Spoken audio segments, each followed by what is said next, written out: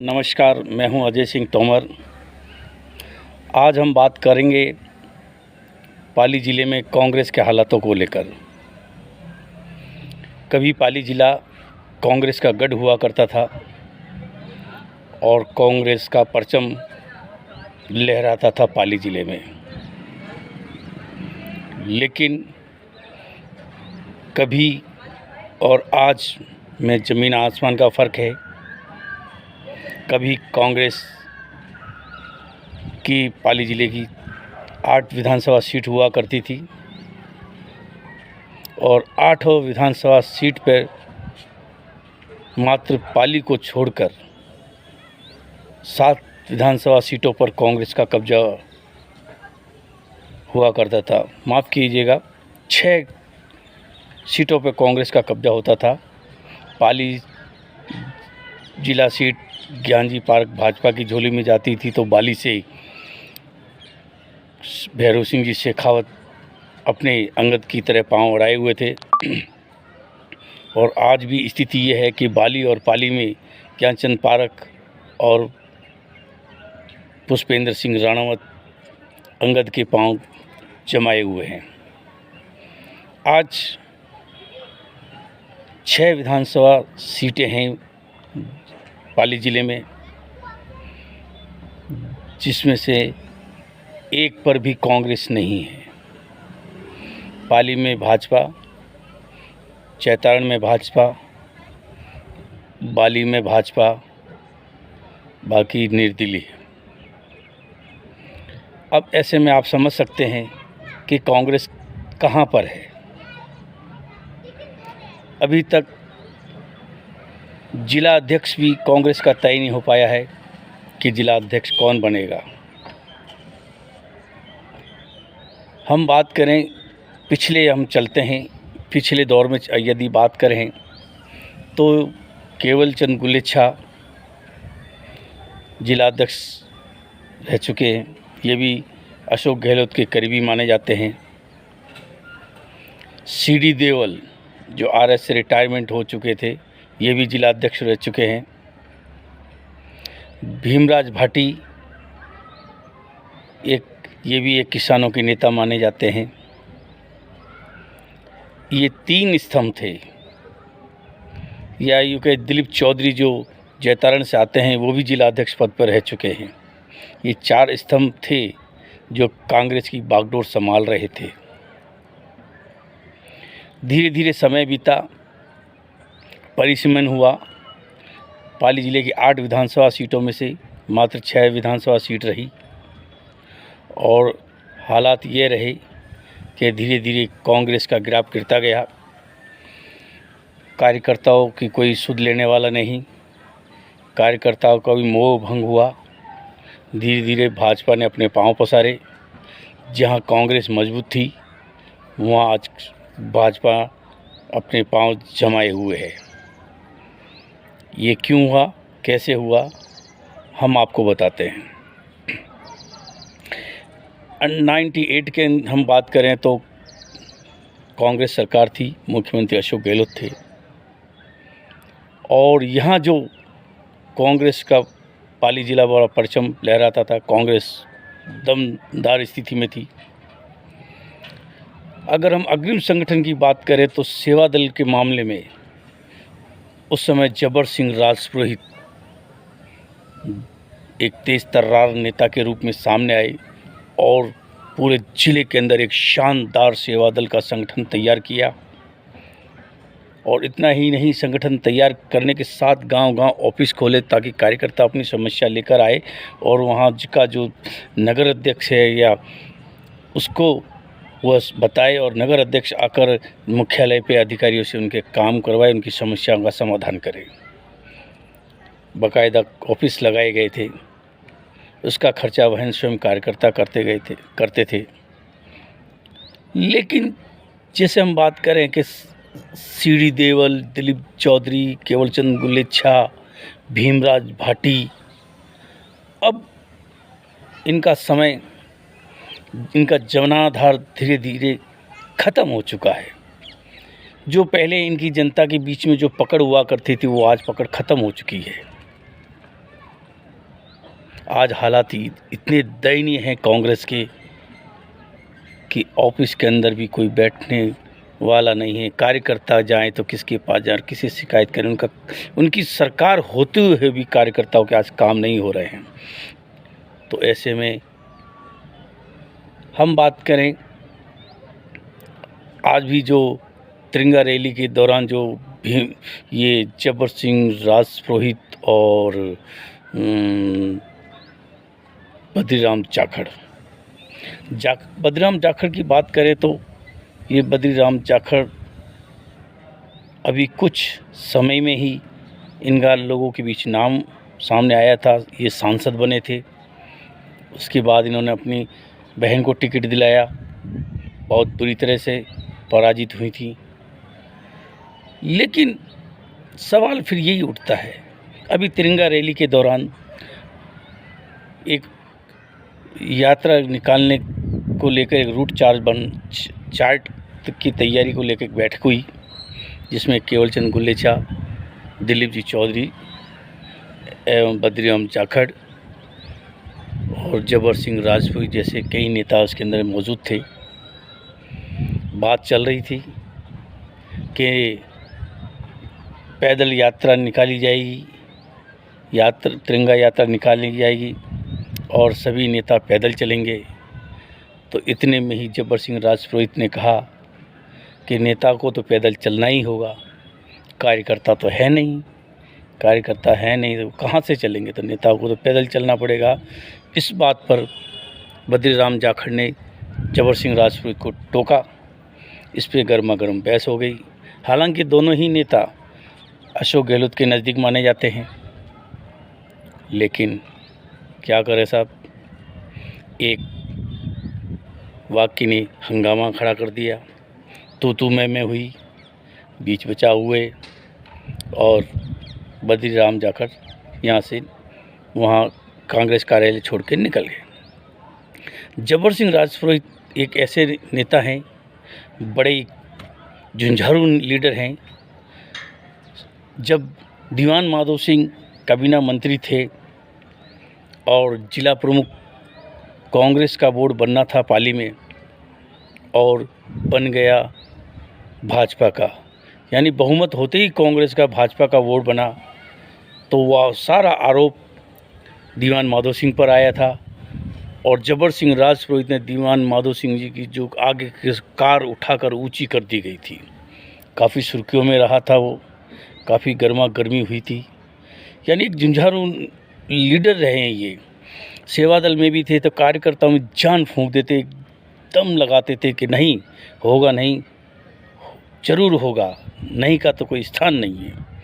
तो एक संगठन तैयार किया था। लेकिन आज हालात कुछ और हैं। जब्बर सिंह राजपुरोहित पूर्व जिला अध्यक्ष कांग्रेस सेवा दल हैं।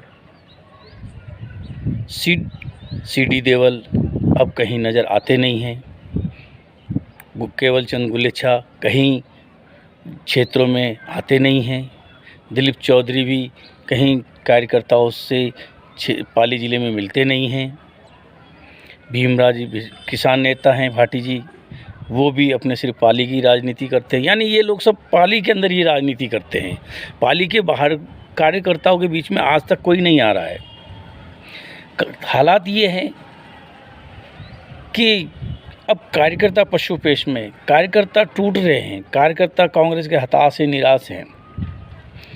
तो ऐसे में अब पार्टी कांग्रेस के सामने संकट है। आने वाले विधानसभा चुनाव में इधर जयपुर के अंदर सचिन पायलट और मुख्यमंत्री अशोक गहलोत के बीच खींचतान चल रही है, तो इधर पाली ज़िले में बिखराव है। पाली की पंचायती कौन करें? अभी निवर्तमान जिला अध्यक्ष चुनीलाल चांडवास थे, उनके नेतृत्व में भी चुनाव हुआ था, मगर पाली ज़िला के अंदर सफाया हो गया।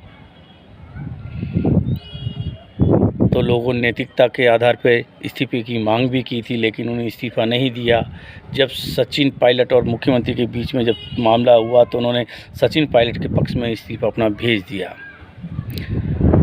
फिर भी हम कांग्रेस हैं, कांग्रेस की खिलाफत करेंगे साहब, ये हम कांग्रेसी हैं। कांग्रेस के खिलाफ चुनाव लड़ते हैं, फिर भी हम कांग्रेसी हैं और कांग्रेस भी उन्हें अपना चहेता कार्यकर्ता मानती है। तो ऐसे में जो पीछे जो कार्यकर्ता बचे हैं वो भी कहीं ना कहीं नाराज़ हो जाते हैं। उनको ये लगता है कि बगावत करो तो हमारी पार्टी में पूछ होगी, बिना बगावत करे पार्टी के नेता हमसे पूछते ही नहीं है, हमारा काम नहीं होता है। तो ऐसे में अब ये है कि आगामी विधानसभा चुनाव के अंदर पार्टी किस रूप से चुनाव लड़ेगी। अभी तक जिलाध्यक्ष की नियुक्ति नहीं हुई, ब्लॉक अध्यक्षों की नियुक्ति नहीं हुई, नगर अध्यक्षों की नियुक्ति नहीं हुई, प्रदेश अध्यक्ष की नियुक्ति हो चुकी है। यानी इंजन तो है मगर डब्बे नहीं हैं, बिना पायलट के ट्रेन चल रही है, बिना पायलट के बुलेट ट्रेन चल रही है, चल सकती है, वैज्ञानिक युग है। मगर कांग्रेस को आखिर सोचना होगा। पाली ज़िले की पंचायती से तो हमेशा मुख्यमंत्री भागते ही आए हैं। वह स्वयं कई बार कह चुके हैं कि पाली की पंचायती करना बड़ा ही कठिन काम है, कोई आसान काम नहीं है। लेकिन सवाल ये है कि कांग्रेस को नया ऐसा लीडर नहीं मिल पा रहा है कि जो एक विधानसभा में मजबूती ला सके, कार्यकर्ताओं में जान फूंक सके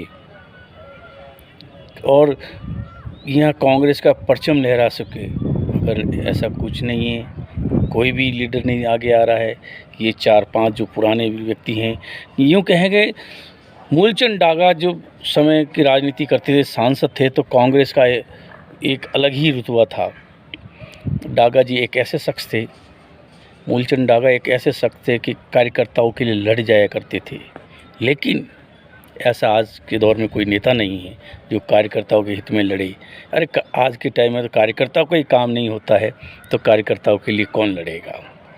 अधिकारी तक नहीं सुनते तो नेता क्या सुनेंगे। मूलचंद डागा के बाद में धीरे धीरे थोड़ी मजबूती रही, उसके बाद में ऐसी गिरावट आई कांग्रेस में कि वो आज तक उठ नहीं पा रही, आज तक गिरती ही जा रही है। कांग्रेस भाजपा की भी यही स्थिति है। जिला अध्यक्ष क्या करें साहब, नाम मात्र के हैं, उन जिला अध्यक्ष नाम मात्र के हैं। यहाँ कोई इतना वो नहीं है, उनका कोई नाम नहीं लोग जानते हैं कि जिला अध्यक्ष कौन है। भाजपा के पास भी जिला अध्यक्षों की कमी है, लेकिन अभी जो समय है वो भाजपा का है।